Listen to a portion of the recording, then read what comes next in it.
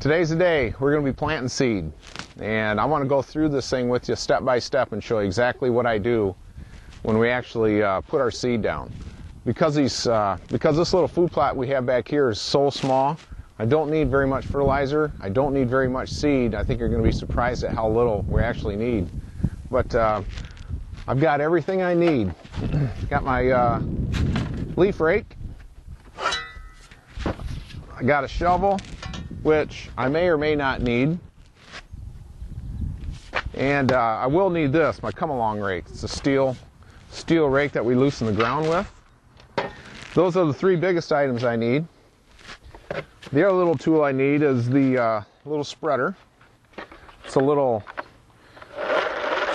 Scott spreader, and you can see we've got this gate opening in here, okay, and then it's got a little adjustment on the side, so you can set your gate opening as to how much seed you want to let through. So right there, that's open all the way. I can't pull the trigger any further than that, but if I adjust it, I can open it a lot bigger and I'll let a lot more seed out. Definitely don't want to do that, because the seed that we're going to be planting today is going to be really small. So we're only probably going to open it, I would say, about that big. That'd be on the number 1 setting. And yeah, this is a Scott's Handy Green 2.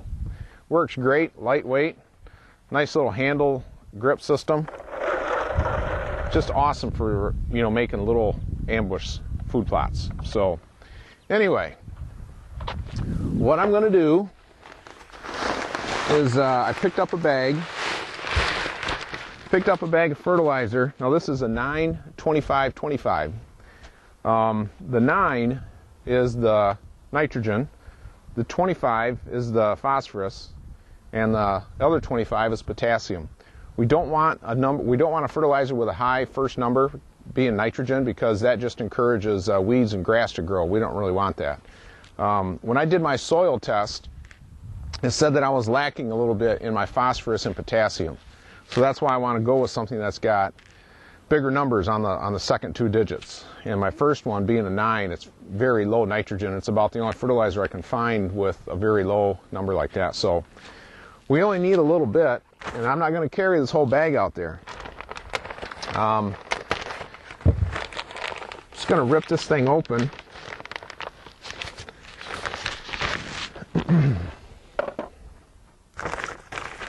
I'm going to just fill my little spreader.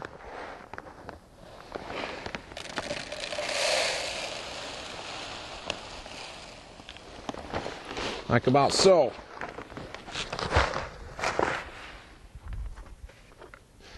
Now that's all the fertilizer I'm going to use. It's not much, and you can see, because it's such a little amount, that, you know, we have the ability to take it way back in the woods. So, you know, like I said, you don't need any ATVs, you don't need any big equipment. This is the ultimate mobility in making food or ambush food plots.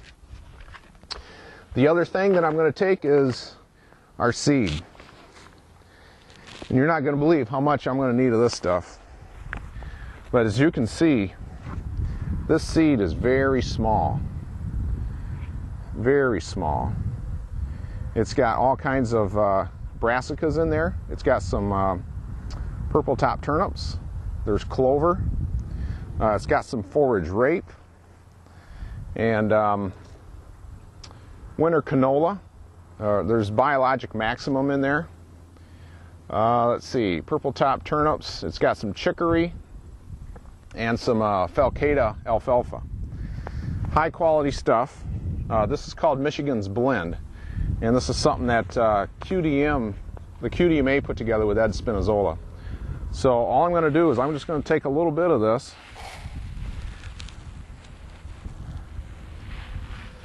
That's probably all I need right there, but I'm going to just put a little bit more into this thing, just in case. There you go, that's it. Now this bag only costs about 20 bucks. Really cheap. Like I said, and this bag will probably make about 8 to 10 little ambush plots. So very inexpensive. I'm going to put the little cover on.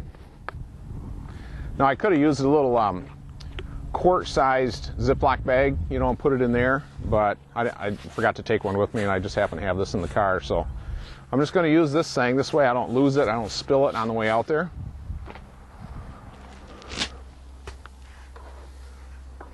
I'm just going to put that right on top of my fertilizer, and we are ready to roll. Oop. Grab the handle. I'm going to set this thing to 0 in case I accidentally open the gate opening on this thing. Okay, let's go plant some seed. So anyway, we are ready to put our seed or our fertilizer down. So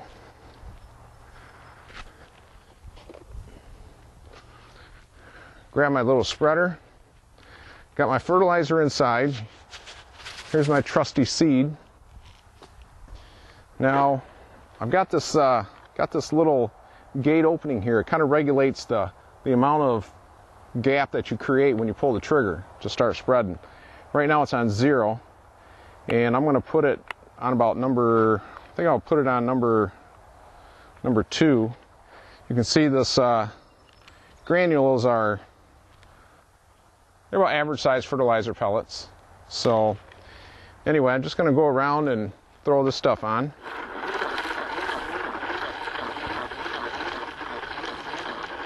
You know, you don't really have to be real scientific about this. You know, you just as long as you put some of it down, just as long as you can see it on the surface. I know some guys ask me, well, you know, how do you know if you're putting down, you know, 10 pounds per acre or, you know, 20 pounds per acre or whatever the recommended dosage is? I don't really worry about that. You know, I'm into keeping this really simple for the average guy. I don't want to overcomplicate this thing. So I just say, if they tell you you don't need much, I just don't put much on. And if they tell me with the soil results that, boy, you're really low on this, I might put a double dose on. You know, that's about as scientific as I get, because again, you know, we're not trying to grow a beautiful lawn here. We're just growing food plot seeds. So anyway, that takes care of that. Now I'm just going to, I got a little bit left in here. I'm just going to get rid of this stuff. And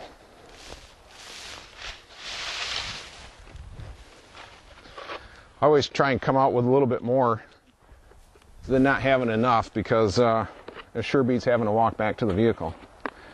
So now we've got our food plot seed. I'm going to take the little regulator here, and I'm going to open it to number 1. Now, as you can see, what that does is it only leaves a really, really small gap. I'm going to get it out in the sun here so you can see. It leaves a really small gap. And so that seed's going to come out real slow, and I'll be able to regulate the, you know, how this stuff spreads all over the place. I don't want it to be too thick on one area and not enough on another. Throw my seed in.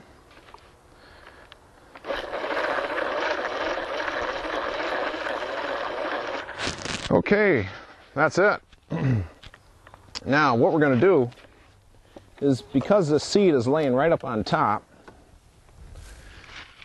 I like to try and work it into the soil just a little bit, just to give it that little extra edge or advantage of seed to soil contact. So what I do is I just take a regular leaf rake here, and instead of putting it down on the ground where it's pointed down, I turn it over like so, and then what I do is, instead of going straight back like this, I'll take the rake and I'll turn it like this, and then I'll come back.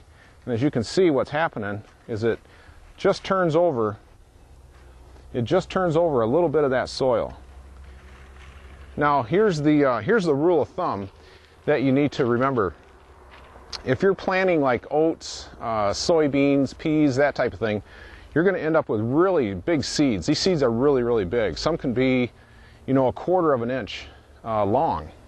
So the rule of thumb is, you take the length of your seed or the diameter of your seed, and you times it by 4, and whatever you end up with, that's how deep in inches you have to go. So if your seed is 1/4 inch long, like say buck forage oats, you take that times 4.